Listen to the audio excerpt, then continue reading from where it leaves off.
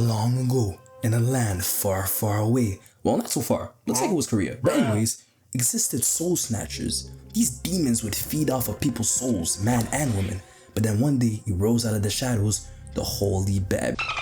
These city girls had the power to get rid of the unholy soul snatchers. They were a trio so powerful, their music would bound everybody together, and with their power, they were able to seal away the soul snatchers. Each generation, a new group of holy bad is chosen, and their duty remains the same, to protect the world from the soul snatchers. But this time, they face a new enemy, the looks, max, and light skins. Their power blows individuals away without even touching them. They can even materialize constructs out of thin air. Will they be up for the challenge or succumb to their power?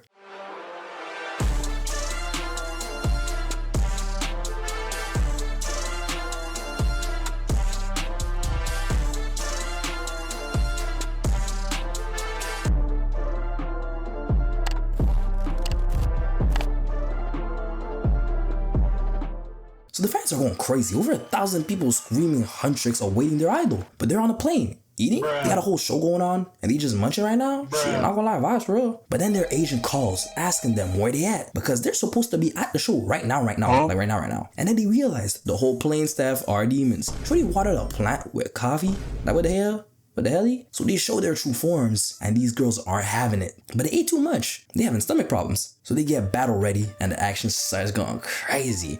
The music started going crazy and they looking crazy too. Started pummeling these demons on beat. I ain't gonna lie, it was hard as hell. Then they pull out their weapons. It was clean 10 out of 10 and the walk was cold. Them demons were done. Bruh. Pun intended. Not gonna lie, I just had to do that. And then the plane got trashed. So they jumped out, gangsta style, no parachute, running after the demons, kicking the ass in the freaking air. What style? Shorty doing her makeup in the air at the same time too, damn. So they land looking like the whole shit was planned out and they go crazy. But not gonna lie, that was just the start of the movie. Their voices protecting the whole world for real, it's insane. Cut to the next scene and we see Demon King Yuma cussing little demon out. And my goat pulls up.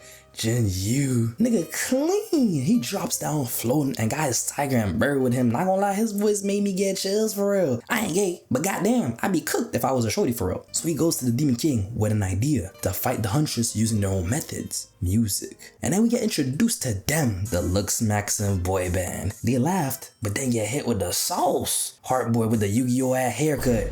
Baby Man with the rapper voice, the AI superstar, all them shorties are fanning over him. And I'm gonna lie, my favorite, the Gem Rat Extreme in the back. I'm not gonna lie, he ain't got no love in this scene. Tough, but he gonna get some soon enough. But the reason why Jin-Yu was doing all this was to erase his memories because mans feel guilty. Cut to the girls and they were supposed to take a break, but shorty ain't got no time for that. She posted their new song directly. Not gonna lie, their apartment though looking clean as hell. Like I'm trying to live like that for real. But yeah, they didn't even get a break. Shorty posted a vid instantly for real. That's tough. And they get to practicing and something's wrong with Shorty's voice. Then we see she got demon marks too. Basically her mama was canoodling with demons and she was a whole demon and a hunter at the same time. But damn, I understand, not gonna lie, look at these motherfuckers, they looking fine as shit. God damn. But yeah, shit going through her throat though. So she has soul snatcher and she never told her friend awaiting the day her patterns leave. So to help her out, her friends brought her to this shady ass doctor and got some special juice from him. The whole review was weird as hell, but oh well. They leave and that's when they meet them, the Looks Maxers, in their human forms. They all flop their hair at the same time like damn,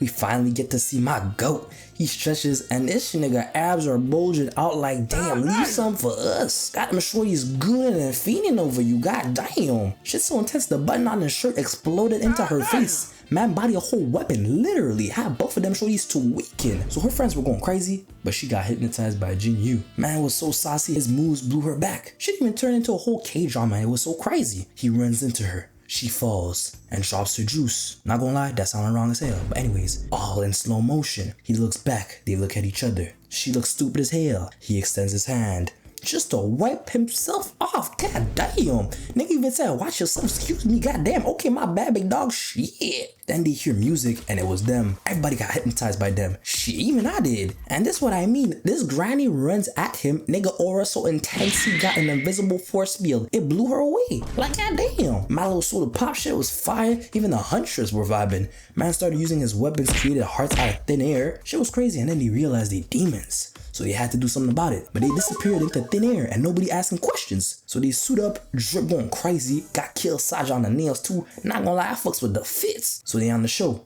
but get spotted by Jin-Yu. And we see this guy take off his shirt. to a Huntrix shirt. And I'm gonna lie, this motherfucker one of the biggest fake fans I've ever seen. You gonna understand why later, but goddamn. So they get invited onto the show just to get embarrassed. The Saja boys escape, but the girls follow them into the bathhouse full of men, no shame. And they spawn some demons. They get to fighting, and while fighting, Jinyu sees that Rumi got patterns too. And this Edward Twilight looking at nigga sees that she didn't want her friends to see, so he covers her arm up with a towel. What the fuck though? How you do that in a split second, my dog? Makes no sense. You hugged her, and then next thing you know, she got a towel on wrapped around her whole arm.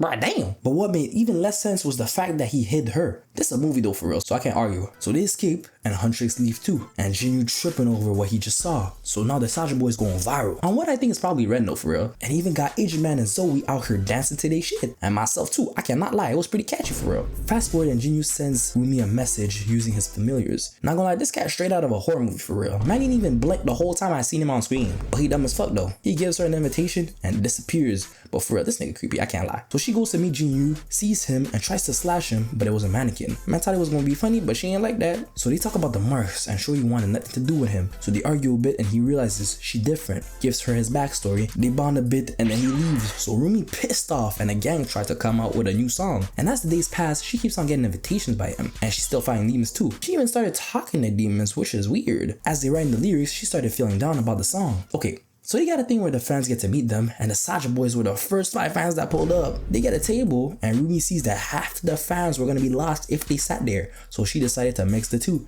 Pretty geeking over the situation, and man out here doing too much though. Signing them with his abs, shit, I'm totally not jealous at all right now.